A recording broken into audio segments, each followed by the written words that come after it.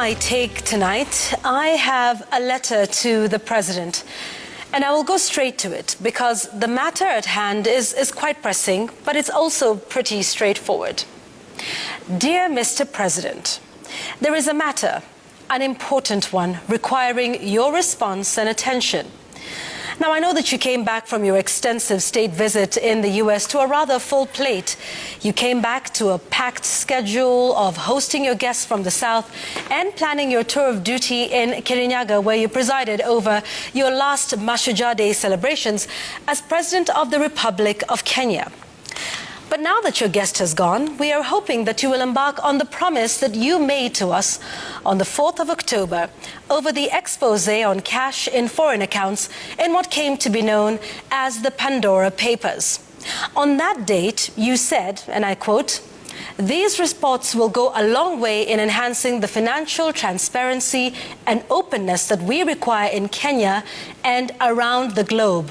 I will respond comprehensively on my return from the state visit to the Americas," end quote.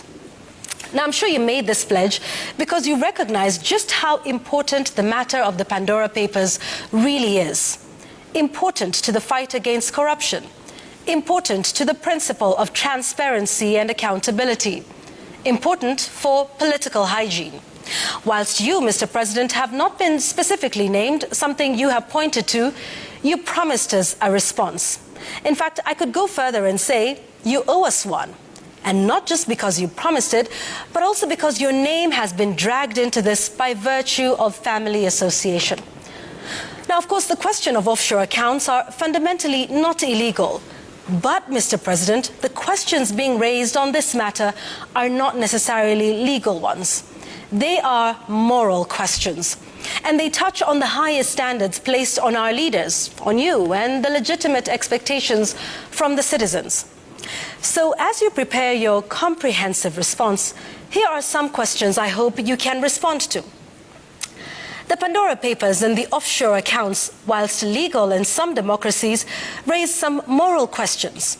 And, Mr. President, the list of those mentioned is not a roll of honor. From mobsters like Rafael Amato to Jolo, a known fugitive financier, among others. So what are your thoughts around this? That those closely linked to you chose to invest and save so heavily outside the country, is this truly a statement of your confidence and that of your family in the Kenyan economy itself? Why the choice in investing in trusts abroad and not in Kenya? And, Mr. President, how about the issue of tax avoidance? You know, even as KRA struggles to meet its targets in Kenya, much has been said about widening the tax bracket.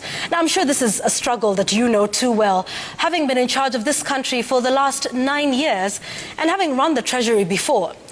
Are you not worried that this will send the wrong signal to Kenyans who faithfully pay their taxes right here at home? Mr. President, in your Mashujaa Day speech recently, you said, and I quote, "We remain committed to the anti-money laundering and combating financing of terrorism frameworks," end quote. Now, we know that offshore accounts have long been used to promote corruption and stash proceeds from such dealings and other forms of financial crime. So would the comprehensive statement you promised also include something about the sources of this money that Kenyans have spoken so much about these past few weeks? And would you welcome a further probe into this? And what about those who ask themselves whether you, Mr. President, have been a beneficiary of all of these investments? What do you tell them? Mr. President, this reminds me of that little matter of the lifestyle audit that you promised. Would this not be a good place to start? And in the spirit of transparency and openness, how about starting that process of making your wealth declarations public? I look forward, as I'm sure to many Kenyans, to that comprehensive response, which, as you said, could go a long way in enhancing financial transparency in the country. Kind regards.